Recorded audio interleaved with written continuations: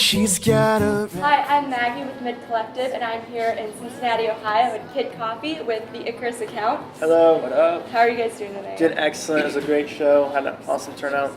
It was a lot of fun. So you guys have really come a long way since you released your first album. What was it, 5 years ago? Six. Yeah, December of 2006. So we yeah, kind of coming don't up to count it. that Yeah. EP sometimes. I mean, it was our but, first release, so I mean, we're gonna count it. It's still on iTunes, so yeah. I mean, we got a lot of 2 requests from that first EP tonight, so it was actually really cool for us to come here and be like, oh, well, we haven't played these songs in 2 years. We'll see how they go, but it was cool. That was our first release.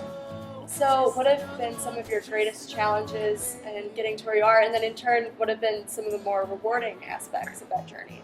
I mean, I think the hardest thing was just getting people to take us seriously initially, you know, and like you start touring and we'd email venues and we'd get no response, and you know, we'd send out blasts on MySpace and Facebook and be like, if anyone wants to help us book, you know, and like get 2 people respond, you know, and so it was just kind of hard initially to get going and make contacts and all that kind of stuff, and then kind of going further once we started making fans and getting people to listen, then it was a whole other challenge of, well, how do we stay in touch with these people? How do we keep letting them know that, oh, we're coming to your town, or we're going to be playing here, or we're releasing a new CD. You know? So there's just getting the word out and getting people to listen is we've done everything. The hardest thing initially. We've done everything independently, so it wasn't like we had anybody showing us how to do it. Like no one was like, hey, this is what you guys have to do. It was like, so should we do this?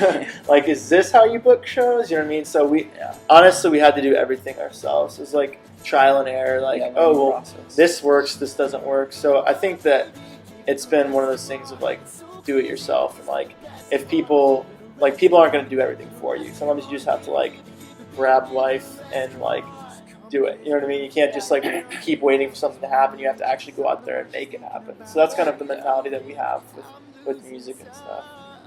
And then it's rewarding. Sorry, did we answer that? No, yeah, go ahead.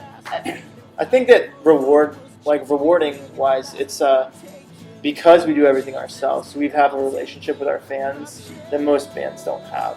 Like a lot of our shows we book through our fans, and we'll hang out like before the shows, after the shows. We just really get a chance to connect with them because there's no middleman. Like I said, like we gotta just do everything. So that enables us to be much more engaged with our fans, and I think that's definitely been probably the most rewarding thing as a band. Like being independent, that's like the advantage that you have. It's like you really connect with them on a personal level that not all bands get to do. Yeah. When I think it also helps with, when you really take the time to meet, our fans and kind of in a way turn them into friends and get to know them. I mean, it's some of our best friends live all around the country. Yeah, I mean, but it's cool because we see them a lot. A lot of our fans come to every single show we have in that city, and so it's neat to be able to come back and reconnect with people. And then as the shows get bigger and bigger, it's like everyone gets to be rewarded because there's 10 people in that room that remember when they were the only 10 people there. Now there's 100 and something. So yeah, it's really neat to see it grow. Absolutely. Now, what goes into your music writing process? Is it more collaborative, or does one write lyrics and the other put music to it? How does that work? It's more independent. Yeah, it's definitely more independent. Sometimes, like, we write separately for the most part, and then when we're struggling, we're like, hey, dude, like, you want to help me out with this? And like, but it usually takes a while to get to that point. Like, we're both pretty independent. Like, we'll kind of have a song and it'll be like our little baby. We're working so hard on it, and then exactly. It's like, I don't want Trey to hear this yet because he's gonna be like, oh, we should do this. And I just don't want him to touch it. So a lot of times, like, we'll do it on our own, and then like once we get in the studio, we run everything by each other. Yeah. That's when we really start kind of analyzing and the lyrics, rewriting it apart and kind of saying, can this line be stronger? Can this melody be changed a little bit to be more impactful? But 2's definitely better than 1. So we try to take advantage that there are 2 songwriters in this. I mean, occasionally we'll do a co-write kind of thing, but typically, it starts out with each of us writing separate, and then we bring it together in the studio before it gets pushed out to the world. Yeah, exactly. So finally, I guess, how has being brothers shaped your, dynamic as a band?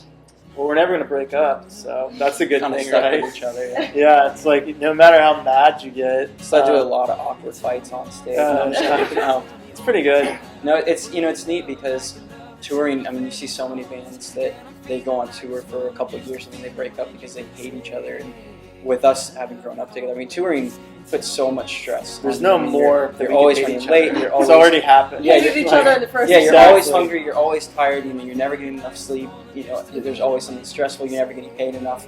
Whatever it is, you know, and so it kind of puts you through the worst. And having grown up together, we've already seen each other At the worst.